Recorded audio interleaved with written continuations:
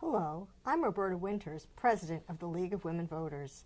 I'm here today to learn with you a bit more about the impact of light on a public health issue, sleep. We've probably all read or heard about how sleep is important to optimize our thinking, our athletic performance, our moods, our heart health, sugar levels, immune response, and weight control. However, there are many things in our life that impact our ability to get the rest we need. Recently, the League held a forum entitled Shedding the Light, in which we addressed some of these issues and the potential need for regulating outdoor lighting in our township. Many of us have seen how community development makes a difference both in the number of lights and the nature of lights in our community. Dr. Donald McEachron intrigued our audience by his presentation. He is a professor at Drexel University, where he coordinates academic assessment and quality improvement in the School of Biomedical Engineering in the Science and Health Systems. We are delighted to have him here today to share with us his knowledge and insights into this critically important topic. It's a pleasure to have you here with us today, Dr. McEachron. How did you get interested in the topic of sleep? Well, I've always been interested in time, and when I was applying for graduate work at the University of California at San Diego, the Department of Neurosciences had an individual, Dr. Daniel Kripke, who was working on circadian rhythms, which is the sort of daily rhythms, and their impact on the beginning or etiology of depression. And I worked with him as part of my graduate work, and it was a very exciting field, and I got intrigued and I got hooked and have stayed there ever since. Well, based on what you know, how does sleep help regulate our bodies? Well, sleep is a physiological need. In our society, sometimes you get the impression that sleep isn't really necessary, that if you're strong enough, you can go without it. But just the way food and water and air, for that matter, are physiological requirements, sleep is a physiological need. Experiments have been done with mammals, and if you keep them up long enough, they die. Well, we've all just experienced that recent shift in time, and we've lost an hour of sleep. We also know what jet lag does to us if we fly across the country or halfway around the world. Just what happens to our bodies when we experience those changes in daylight hours? Well, you need to realize that your body is built from a large number of clocks and oscillators. Pretty much everything in the human body cycles with a particular frequency. And to keep all of this in sync, as it were, there's a master pacemaker or a master clock in an area of the hypothalamus called the suprachiasmatic nuclei. This master pacemaker or clock synchronizes your body so that all of the activities occur at the appropriate time. Now, this clock doesn't run perfectly. If a human being is placed into constant conditions, say constant darkness, that clock would run not at 24 hours, but about 24 and a half hours. So in order for our bodies to be synchronized within and synchronized without, the light-dark cycle, the solar day, synchronizes the clock through our eyes.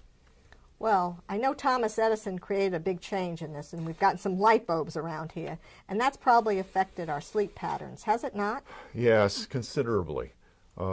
We evolved in a particular circumstance with a gradual onset of light, a gradual offset of light, darkness in rural areas. If anybody's been to a rural area, if you go out into the country where there are really very few of Edison's bulbs lying around, you'll find it's exceedingly dark. This is what our system evolved to expect, a regular day-night cycle with a gradual onset and offset and true darkness. With artificial light, we get light at inappropriate times. And it's almost like you were to take a watch and randomly shift the time. And as that happens, the clock becomes desynchronized with the light-dark cycle. It keeps shifting around. And then the rest of our body, which is keyed to this clock, cannot operate properly. It cannot synchronize, and you become what we call in the field desynchronized. Well, I know there's been a lot of changes in lights in the last few years where we see like LED lights and we see these 24/7 stores and, you know, lights around in our neighborhoods 24/7. How does that change impact our lives? It makes it much more difficult for us to maintain what I call temporal hygiene. That is, a coherent set of rhythms to give you optimum physiological and behavioral function. The more light you have at night, the less effectively you sleep. And as you pointed out in your introduction, it's necessary to sleep in order to remain emotionally stable, in order to have your immune system function properly, in order to effectively learn new things. You need to be able to sleep. When artificial light interferes with this, it causes a degradation in the physiology and the behavior of not just human beings, but wildlife as well. So there's other things that happen to other living things besides people if they don't get the right amount of light at the right time? For example, you mentioned the daylight savings shift. We all know that days are getting longer. Mm-hmm. Many plant and animal species literally measure the length of the day. It's called the photoperiod. And they use this to determine when to stock up for hibernation. In other words, when to eat for hibernation, when to flower, when to lose leaves. If you expose these organisms to artificial light, it's almost as if it's summer all the time, and they don't prepare adequately for the seasonal changes. Artificial light is a form of climate change. Well, I also know that a lot of us spend a lot of time on our cell phones and on computers and televisions that we watch at night. Do these devices make a difference too? Because I think they have some light behind the screens. Yes, they have considerable amount of light. One of the interesting things about the way we evolved, and nobody's quite sure why, but it does seem to be the case, the kind of light that affects our clock, the circadian clock, is more blue-green than the light we see with. So we can see with both blue, green, all the way to the red spectrum. But the red part of the spectrum does not seem to have as much effect on the circadian clock. The problem is that our devices tend to be emitting large amounts of blue-green light, the very light that will phase shift or change our rhythms. So let's say you're trying to sleep and you wake up and you turn your iPad on and you look at it.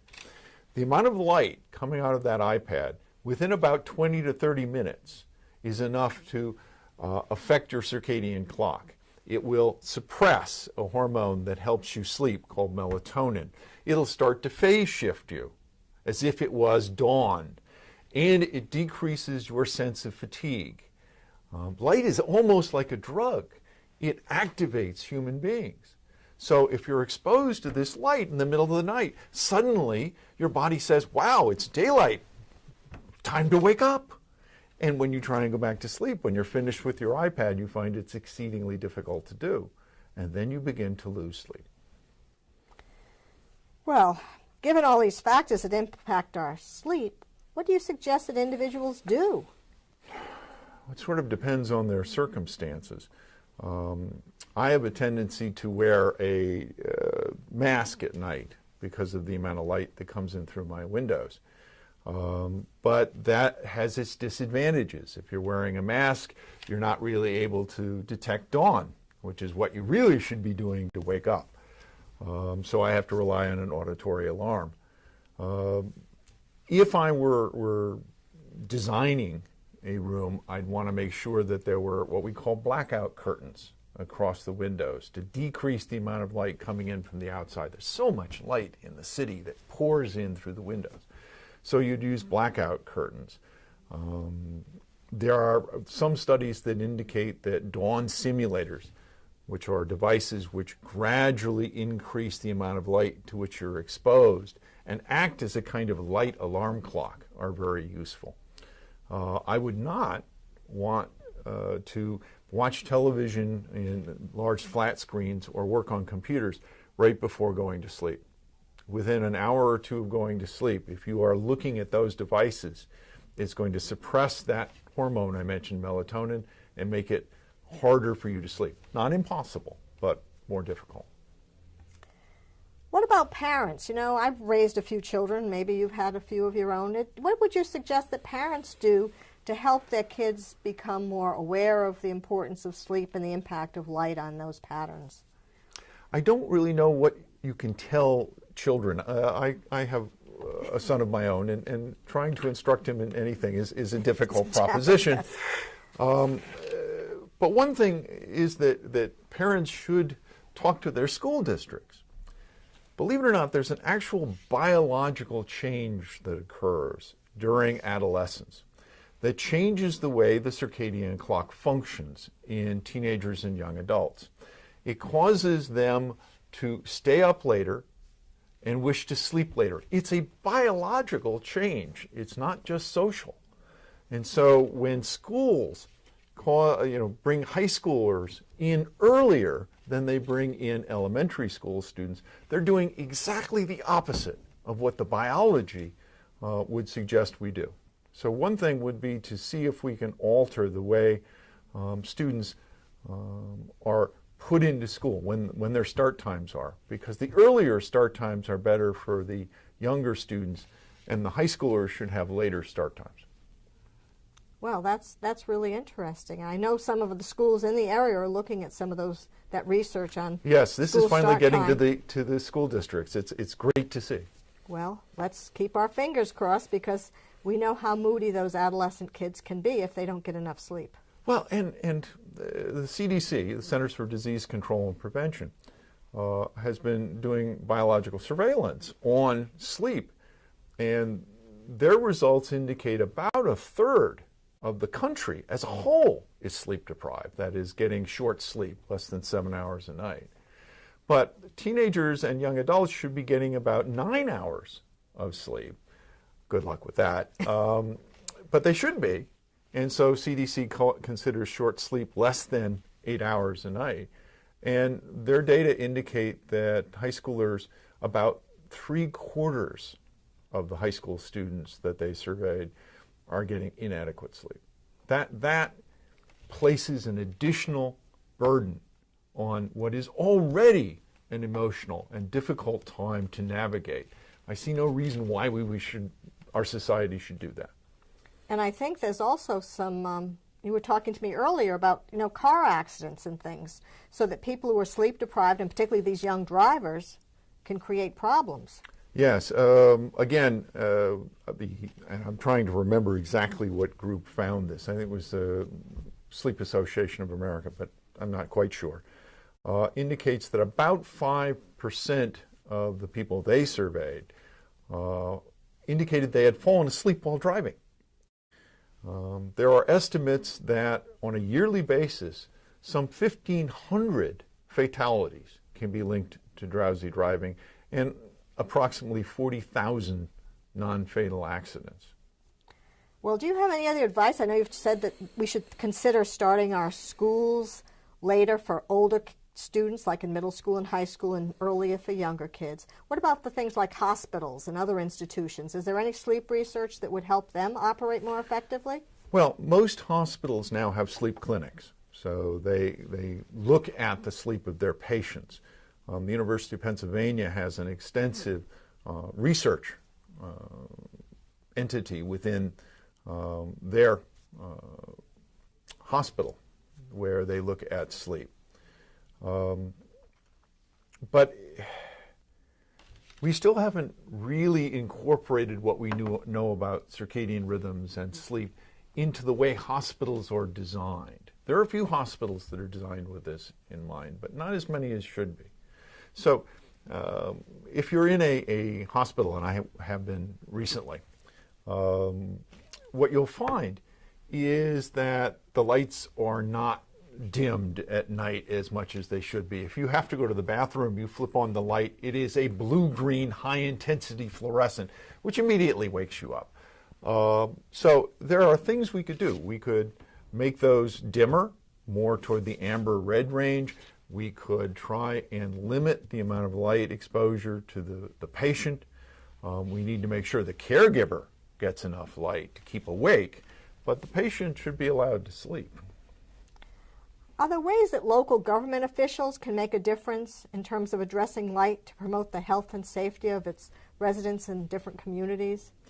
I would certainly think so. This is not a field of expertise that I have, but different, as I indicated before, different kinds of light emit different wavelengths, and your circadian system is sensitive to different wavelengths, and so you should be able to tailor the lighting, external lighting, to minimize the impact, both in terms of the intensity and in terms of the wavelength. So I would think that local communities should have lighting codes that would take the need for sleep, the sensitivity of the individuals in their community to light at night into account. Well, I think a lot of people in our community would agree with that. And I was wondering, I know you know an awful lot about sleep and light. Are there any remarks that I haven't asked you to talk about that you feel you'd like to share with us today? Well, we have a tendency to underestimate the impact of these factors. For example, in people who engage in shift work tend to be chronically desynchronized because they shift from one cycle to another. When you look at the data, you find that individuals have an increased risk for cardiovascular problems, metabolic problems, reproductive problems. There's apparently an increased risk for cancer. These things all indicate that temporal hygiene is vitally important. And because of artificial light, we've lost touch with how important our internal clocks are. And we need to get back to that. I don't mean to imply that we should start, using campfires as our sole source of light. That would be ridiculous. But we need to be more sensitive about how light affects us physiologically and behaviorally. Well, I'm not sure everybody understands what shift work is, but you mean like somebody who works 1 week from 9 to 5 and another week from 11 to 6, and like they shift off. Like sometimes I know nurses work 3 days for 12 hours, and then they have 2 days off or something. Well, and also a lot of first responders, for example, will have cycles in their availability, police, fire, etc. Nurses for sure, but also factory workers. We run a 24/7 society. I mean, the legacy of Edison and his colleagues in terms of creating artificial lighting, practical artificial lighting, is that we thought we could just operate around the clock. And our machines do. Our machines are designed to operate around the clock. But we're not. We didn't evolve to operate around the clock. We didn't evolve to shift that rapidly, and it costs us. So if you rotate from, say, a day shift from, 8 to 4, and then you work from 4 to 12, and then you work from 12 to 8, and you continually shift, you're unable to synchronize, and your system begins to degrade. It's like being a car out of tune, all right? It's not as if the car is going to blow up. Right. But a car out of tune wastes fuel, and it degrades more rapidly than if you kept the car in tune. Well, I just know most of us would say that if we're sleepy, we don't operate as effectively, just like that car. Mm-hmm. We're not very efficient. We don't get things done. Right. We get distracted. And we get emotional, because part of what sleep does is it helps keep us in balance. And we know we have a lot of people who are on a very moody mentality, right?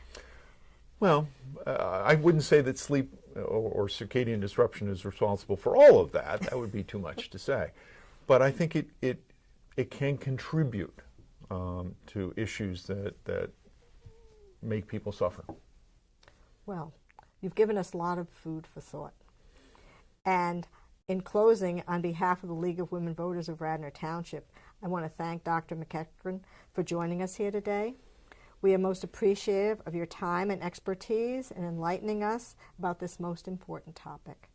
And for those who would like more information from this forum, Shedding the Light, we would encourage you to check the Township's website, where you were, and our YouTube postings, as well as the League's website. That's LWVRadnor.org. We are most appreciative of Radnor Studio 21 for their continued effort to inform the public of this important issue in our lives, in our community. And to you, our audience, we are grateful for your interest in this topic, and we hope that you will work to continue to make a difference in our community by paying attention to the light you see, not only during the day from the sun, but the lights you get around your home and outside your window. Thank you so much for joining us, and again, thank you, Dr. McEachron.